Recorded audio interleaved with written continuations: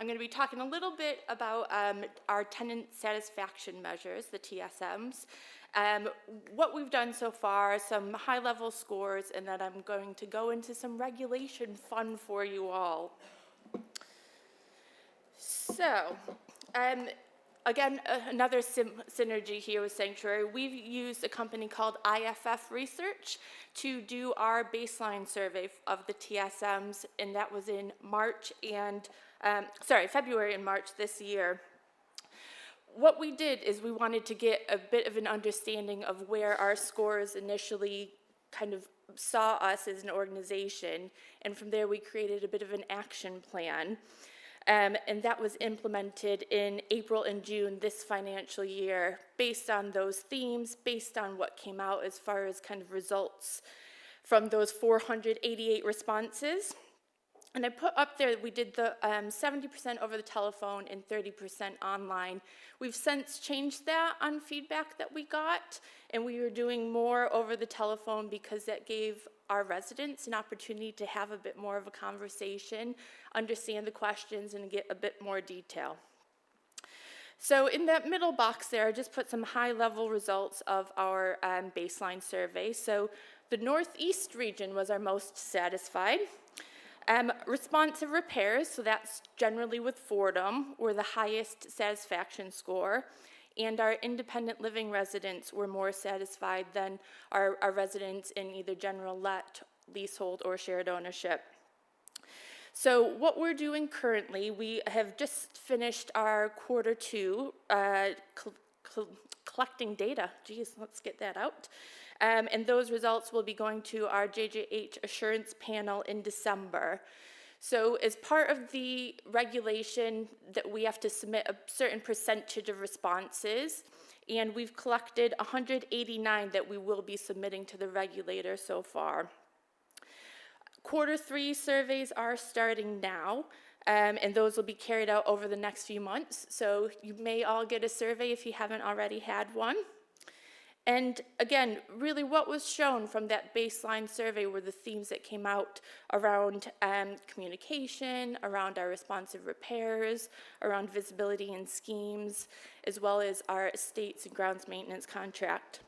So what we did is we had some bite-sized assessments, we were calling them, and again, I know some of you have been involved. And we looked at the service that we offer, we've looked at different feedback that we've given and we've gotten as well from residents about how that service is delivered, thoughts and really how you think it's going.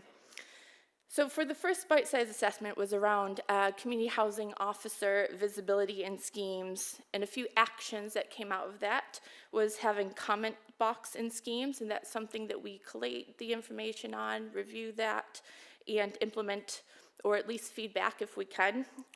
A poster of availability of the CHOs, and again, I saw on the door when I came in, Donna has a poster of where she's going to be and when, and as well as who's covering if required.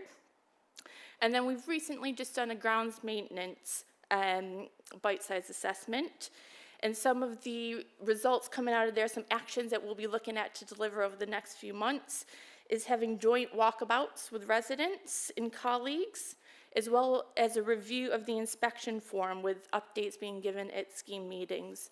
So again, absolutely listening to what's coming through from all of you and seeing how we can implement that moving forward.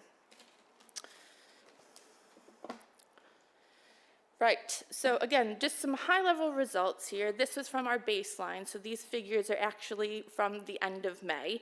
And the reason I don't have anything further is because the results haven't gone to our executive or our board team or our assurance panel, so we're still working through those. So you can see that 63% of the customers that replied to that survey, that initial baseline, were satisfied, and that again compares to our overall surveys that go out through Rant and Rave to 78%.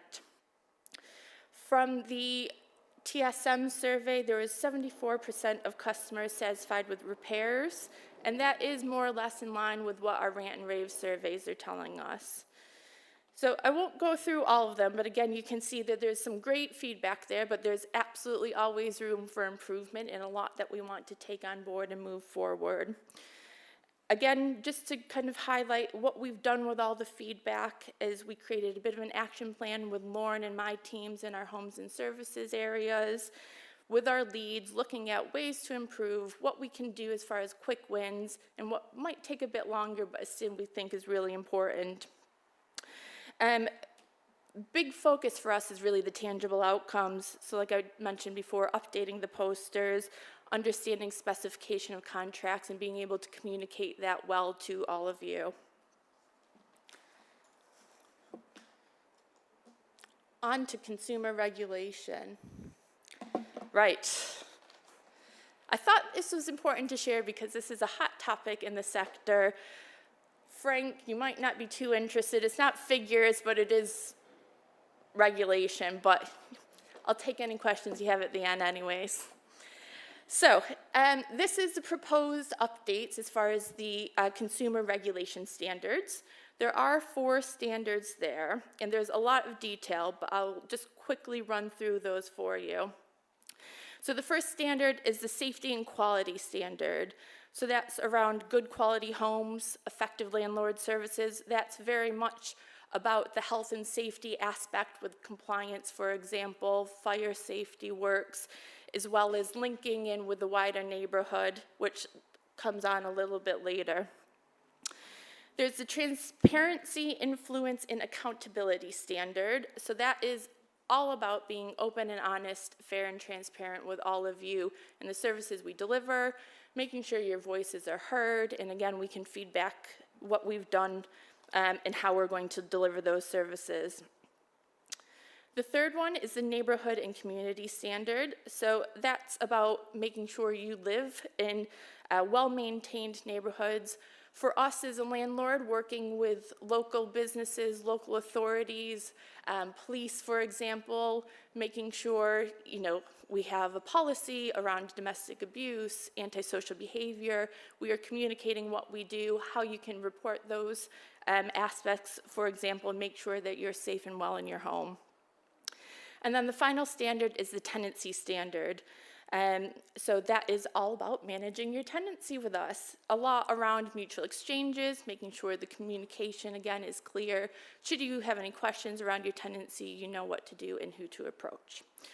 So all of these really is about a really, really big focus on the landlord and resident relationships. So the importance of building these relationships, and it's all underpinned by treating all of you fairly and with respect. All of these, again, there's a big key, the importance around data and understanding who's living in our homes. So you know that we ask you a lot of information, and that's key to make sure that we're tailoring our services and really giving you the best that we can. And finally, from me, on those standards, there is a consultation going on right now. So quite a lot of information, just reiterating the 4 standards there. But any of you can partake in the consultation that the government is holding on these consumer regulation standards. So I held an event last week, I think it was, giving a bit of an update on what the standards are, what the survey is looking for, how you can respond. And this, the consultation closes on the 17th of October. So if any of you are interested, we do have a tablet available today that we can set you up on. Jack's around at the break, should any of you want to do that today. If not, we can give you the link and give you a bit more information separately. And really, I just wanted to highlight as well Nathan and Rob's point about listening and getting involved in all aspects. We are part of the Scrutiny and Involvement Network, and they held a session that was called Involved Tenant and Staff Unconference, New Accountability Standard and All New Consumer Standard. That was an event online last week, and our JJ Assurance panel was invited, and I know there was quite a lot that attended, so it's great. Again, we're highlighting different ways to get involved. So really, I just wanted to say there's lots happening across the sector. We are working hard to continue to improve our services based on your feedback, so really please do keep it coming.